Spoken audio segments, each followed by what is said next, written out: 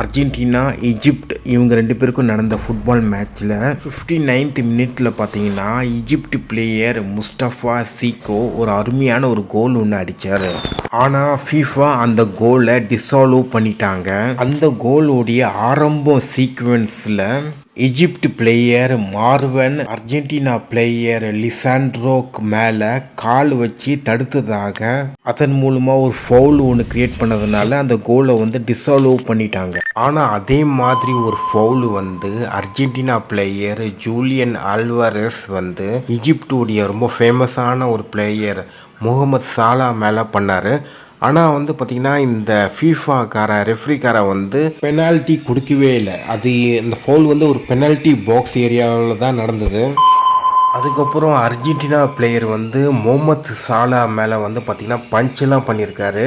இந்த மாதிரி நிறைய ஃபவுல் அர்ஜென்டினாக்காரங்க பண்ணியிருக்காங்க. ரெஃப்ரிக்காரை கண்ணு மூடிட்டு தான் இருந்திருக்கான்.